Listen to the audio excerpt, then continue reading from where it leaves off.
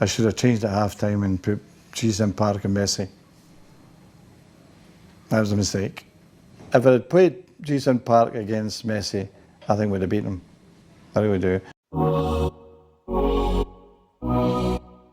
Hi, it's Gary Neville here, and we'll be putting the Sport Bible audience's questions to the boss ahead of the release of his new film, Sir Alex Fergurson, Never Give In. Are you looking forward to it? I'm ready. First question. Who is the one player you wish you'd managed that you never did? Paul Gascoigne, without question. I think he was the best English player since Bobby Charlton. I think he was a fantastic player. Unfortunately, we didn't get him. And I think, looking back now, he made a big mistake. He recognised himself years later. But we had Geordies in the camp. We had Bobby Charlton, Brian Robson, Steve Bruce, even Gary Pallister from Middlesbrough. We had people there that would have taken care of him, you know, particularly Brian Robson, who's fantastic with players, as you know.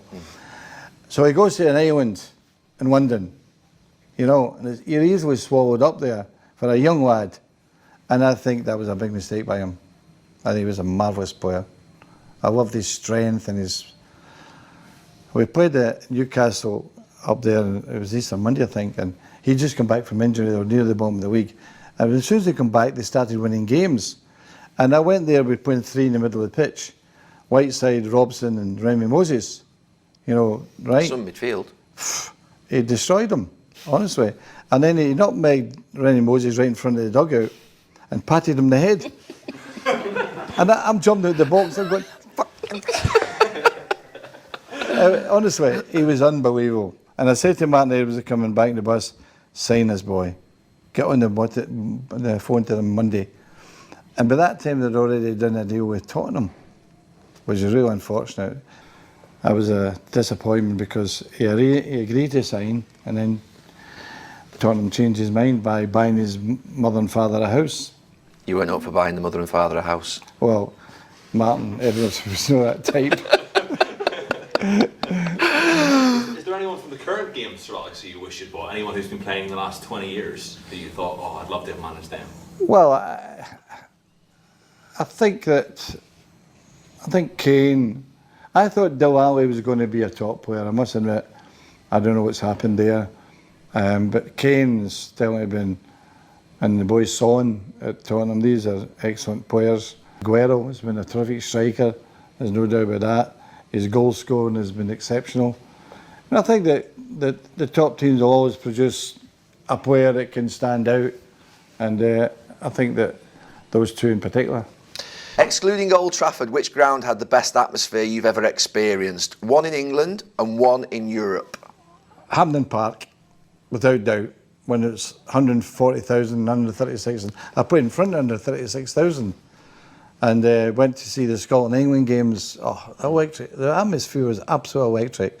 And Anfield electric. I mean, you've been there, you know what it's like, bloody hell. It's marvellous atmosphere. To win? Yeah, but you had to, expect that atmosphere to be there, even if you're losing. I mean, you never felt safe there, did you? Never, no, never really. I mean, literally. Yeah, no. It was a really volatile atmosphere, yeah. I remember once you left me out at Anfield and you said, Gary, I'm not putting you on the bench. I went, how can you not put me on the bench? I've started every week. He said, I can't have you warming up in front of that lot. Do you know what I mean? Left me back in the hotel. Yeah, did I lasude you? Who's the most underrated player that you managed? There's three players. I can't split them. Brian McClare, Jason Park and Ronnie Johnson.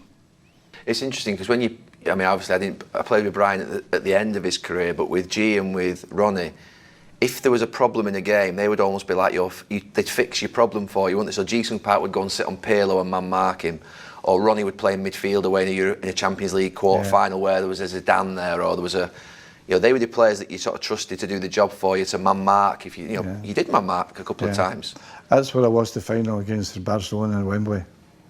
I should have changed at half-time and put Jason Park and Messi.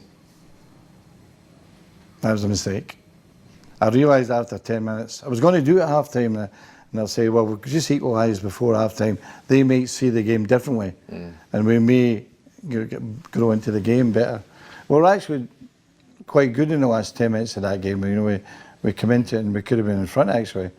But if I had played Jason Park against Messi, I think we'd have beaten him. I really do. Messi, 2 highlights. I mean, a fantastic goal he scored, and he made the other one. You know, he was a great player. But if it was a player we were going to do it, it was Jason Park. If you had to pick one striker that you've worked with to start every week, who would that striker be? So it's a striker to save your life. I couldn't do it, honestly. You have to. I couldn't. This is Lad Bible. You can't bottle it. I'll give you a statistic, and this is a test for you. I had 17 strikers in my time at United, all internationals. Name them. Me? How have you got out a bottle of the question and turned it on me? Well, that's for your bed at night time. That'll keep you I'll awake. do the 17. In fact, we'll put it to the Lad Bible audience. So you're not going to pick a striker for me? No. A penalty then? A penalty? You've got a penalty for your last minute, your last ever game. Who's taking it out of all them 17 strikers? Van Nistelrooy or Cantona or Irwin. One of them are depending. Irwin took great penalties, you know, he did. Yeah. I think we missed one and scored the rebound. Cantona missed one, I think. I don't think Van Nistelrooy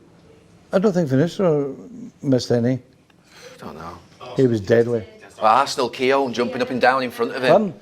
Keown's jumping up and Oh, down he in front did, of him. aye. Idiot, aye. You like Martin Keown? Cancel I that hope down. that makes the cut. Cancel that out. He's a nice boy. He liked that line, actually. I think he would gain some... He'd take that as a compliment, Martin, knowing him. Which young managers currently working in the Premier League do you highly rate? Young managers? Yeah. Oof. You can go managers if you want. Well, I mean, I think to my mind, the 2 exceptional managers are Klopp and Guardiola, without doubt. And I've watched them working, and I've actually been partly responsible with their next moves, you know, because I met them. It's not your fault, is it? No. Well, Klopp met me in Switzerland and asked for advice about moving to England, and I says, pick the best team. Pick a team with expectation. And I didn't, at that time I wasn't retiring. Yeah. And the same with Guardiola, I met him in New York, we had dinner together. I says, keep me in touch with your next move is. And he went to City, you know. But these 2 are exceptional managers. On young managers, Eddie Howe had a great period at Bournemouth for a young manager. And I think he did very well, even though he's relegated. It doesn't mean to say he's not a good manager. I think he is a good manager. And I think the boy Parker at Fulham has done a great job, because I've watched them a lot and they keep playing the football. They don't change. Don't panic. They keep to the beliefs of their manager. And I think that's a great indication of how good he is. Which player that you managed achieved more than you thought they would? I think you're one. I do. You thought it was really bad then, didn't you? And I thought Steve Bruce was amazing. That if you look at his physical being, he was not exactly over 6 foot, but he attacked every ball that he had to. And I think that Steve would be one that I thought did really well. It's interesting, that first couple of years of Cristiano, when he was frustrating, did you always think that he would get to the level that he did? Oh, absolutely. Well, his first game against us in Sporting Lisbon, you took the day off that day. And rested. And John O'Shea had to play right back. He was amazing, the kid. He was only 17, he's come up for 18, of course, but he was amazing. But you know, we had all that prepared to bring him to the club. But it was going to be the next year, that was the arrangement. Yeah. And Carlos Queiroz organised it with the Sporting Lisbon people. But then he came into the first team, and he's a sensation. And immediately, Real Madrid, Arsenal were all hovering, and we had to move quickly. Unfortunately, got me in a little room after the game, said to him, I want to come back in the plane with us. He's no, I want to see my mother. That's kidnapping, it? Could be. And the next day we got a private plane, brought him and his mother and his sister and his brother and his lawyer over, and he signed. Right, next question. Which young player in world football do you rate the highest? Young footballer Yeah. in the world. Oof. Mason Greenwood, in my opinion, is going to be a top player. He's got the coolness and coldness of a great striker. He never panics. His shots are always low. He's always inside the post, and I think that's shown great qualities. He's young. He's younger than the boy Foden. I think he's 21. I think he is, and he is the one player that's come through at City is now taking the place of Silva, and he's been tremendous. Yeah, those two in England are the best. Yeah. I'm going to ask him for his thoughts on the Lad Bible first. Hopefully, what the hell's Lad Bible? Did you get that? What the hell's Lad Bible? 40 million on Facebook. 40 million on Facebook. 40 million. I'm not sure what's 40 million. Honestly, boss, these things are off the scale. Think of it as. I know Ronaldo's got something with 25. Nah, No, that was 80. He's beating us. He's beating us. Yeah. Hi, it's Gary Neville, and the boss is going to be taking. Oh, taking, he'll be answering. Oh, Jesus. More frustrating watching me as a presenter than it was as a player. It's like. You did cause me some embarrassing moments. Thank you.